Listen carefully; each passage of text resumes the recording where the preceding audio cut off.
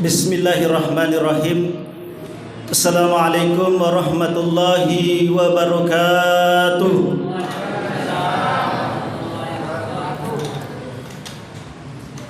Alhamdulillahi rabbil alamin wal aqibatu lil muttaqin wala udwana 'alal zalimin. Allahumma salli wa sallim wa barik ala sayyidina Muhammad wa ala alihi wa ashabihi ajma'in, amma ba'du. Puji syukur kita panjatkan kehadirat Allah Subhanahu wa taala atas rahmat hidayah sehingga kita pada malam yang ke-13, malam ke-12, Allah masih memberikan kita kekuatan, kesehatan sehingga kita dapat melangkahkan kaki untuk menuju tempat ini. Mudah-mudahan Allah Subhanahu wa taala senantiasa mencatat semua amal baik di bulan Ramadan ini sehingga pada akhirnya kelak nanti kita menjadi manusia-manusia yang la'allakum tattaqun, bertakwa kepada Allah Subhanahu wa taala. Kita bersalawat kepada junjungan kita Nabiullah Muhammad sallallahu alaihi wasallam, Nabi yang telah bersusah payah memperjuangkan akidah, memperjuangkan agama Islam, mulai dari tetesan keringat beliau sampai dengan tetesan darah beliau, sehingga alhamdulillah sekarang ini kita bisa menikmatinya seperti sekarang ini. Kita tidak bisa bayangkan andaikan baginda Rasulullah sallallahu alaihi wasallam tidak terlahir sebagai pejuang Islam di awal, maka mungkin kita akan tetap berada di dalam kejahilan, ya, kebodohan yang berkepanjangan yang tentunya akan membawa kita kepada kehidupan yang amburadul. Hadirin wal hadirat jamaah salat Isya yang dirahmati Allah Subhanahu wa taala, Sayyidina Utsman bin Affan ketika mendengar kisah tentang surga dan neraka, ketika dia mendengar tentang dahsyatnya neraka, dia tidak menangis, Bapak Ibu sekalian. Tetapi ketika beliau mendengar kabar tentang kubur, maka air matanya menetes, sangat-sangat takut terhadap kuburan. Karena kenapa? Pintu menuju akhirat yang pertama adalah kuburan. Ketika seseorang selamat di kuburan, maka fa insyaallah dia akan mendapatkan keselamatan kehidupan berikutnya, yaitu di akhirat, akan mendapatkan surganya Allah Subhanahu wa taala. Boleh jadi Bapak Ibu sekalian yang dirahmati Allah Subhanahu wa taala, penyebab lain kenapa Utsman bin Affan menangis takut terhadap mendengar berita tentang kubur, karena ulama para mubalik menyampaikan ungkapannya bahwa ketika seseorang meninggal, maka ketika seseorang sudah dikubur, maka manusia itu, orang itu akan sendiri di dalam kuburan, tidak akan ada teman.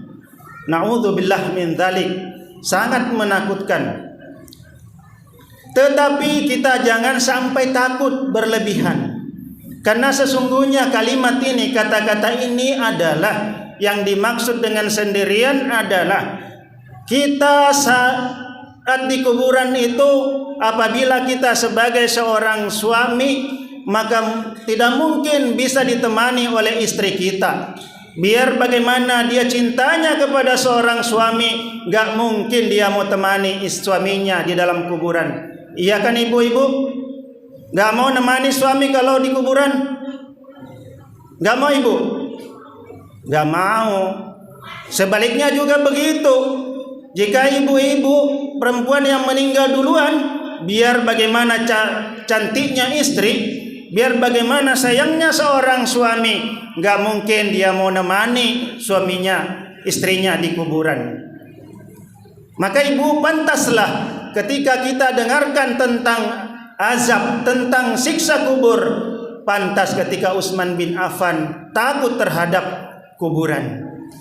Tetapi ibu bapak yang dirahmati Allah Subhanahu wa taala, kita tidak boleh berkecil hati, karena sesungguhnya kelak di kuburan itu ada 5 teman, setidaknya 5 teman yang akan menemani kita. Apa itu? Siapa itu? Yang pertama adalah solat kita.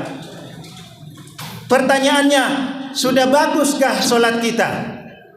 Sudahkah istiqomah kita menjalankan perintah solat rukun Islam yang kedua? Mari kita tanya diri kita sendiri, apakah kita di samping masjid ini sudah memperhatikan langkah kita ke masjid untuk solat maghrib, solat isya, khususnya untuk laki-laki? Kita sudah dekat di masjid tetapi kita belum solat.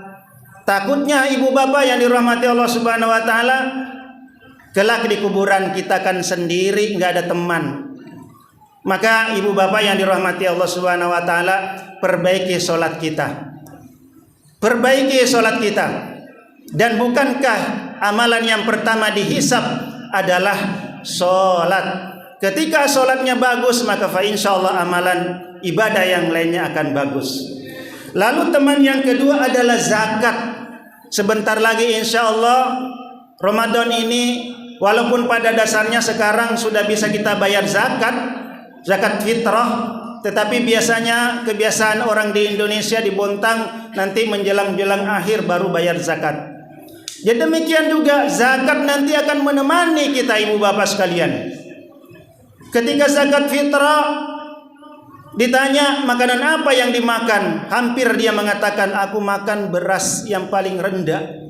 Padahal itulah nanti akan menemani kita di kuburan. Maka bayarlah sesuai dengan beras yang kita makan. Kalau beras kepala, beras tawon, bayarnya zakatnya adalah beras yang bagus. Jangan memberi kepada yang tidak baik karena untuk diri kita sendiri. Lalu teman yang berikutnya adalah puasa kita ibu bapak yang dirahmati Allah Subhanahu wa taala.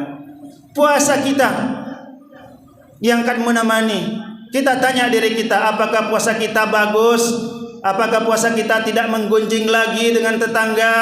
Apakah kita tidak membicarakan aib tetangga kita, saudara kita? Tanya diri sendiri. Ya, boleh jadi diri saya juga demikian, masih tidak luput daripada membicarakan aib-aib orang. Maka mari kita perbaiki puasa kita. Kemudian teman yang lainnya adalah amal soleh kita, amal baik kita. Banyak bentuk-bentuk amal baik Bapak Ibu sekalian yang dirahmati Allah Subhanahu wa taala. Ya, tidak usah diurai satu persatu, tapi fa insyaallah banyak tetangga yang kekurangan makan, kekurangan takjil, kekurangan buka puasa. Ayo kita bersimpati, kita berikan kepada mereka.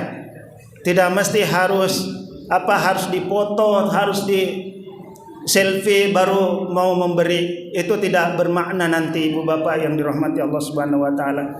Kemudian yang terakhir, paling tidak teman kita di kuburan adalah Al-Qur'anul Karim.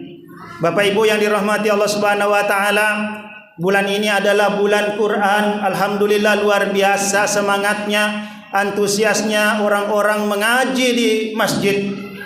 Kita berharap ngaji Al-Quran itu bukan saja pada bulan Ramadan. Kalau di kampung saya ibu, bukan di sini ya, ketika Ramadan banyak orang mengaji, iya. Tapi selepas Ramadan Al-Quran disimpan di lemari sampai berdebu, tidak pernah disentuh. Padahal tidak seperti itu jadinya. Ramadan ini adalah bulan tarbiyah, bulan pendidikan. Setelah kita lepas daripada bulan Ramadan, kita lanjutkan kegiatan-kegiatan itu supaya benar-benar kelak kita memperoleh predikat manusia yang la'allakum tattaqun. Ya, manusia yang takwa kepada Allah Subhanahu wa taala. Dalam arti manusia yang takut kepada Allah Subhanahu wa taala. Ketika mereka takut maka akan taat kepada Allah Subhanahu wa taala. Taat dalam bentuk-bentuk beribadah kepada Allah Subhanahu wa taala. pribadinya baik, perilakunya baik, ucapannya baik, tingkah lakunya baik, bertetangga baik, suami istri baik, insya Allah itu adalah efek daripada bulan Ramadan, apatah lagi setelah melaksanakan Idul Fitri kelak nanti insya Allah. Ibu bapak yang dirahmati Allah Subhanahu wa taala, mungkin demikian yang bisa saya sampaikan pada kesempatan ini. Ini adalah pesan untuk diri saya sendiri, mudah-mudahan diri saya, keluarga saya, dan untuk juga kepada jamaah sekalian, mudah-mudahan juga bisa bermanfaat. Dan akhirnya billahi taufiq wal hidayah. Wassalamualaikum warahmatullahi wabarakatuh.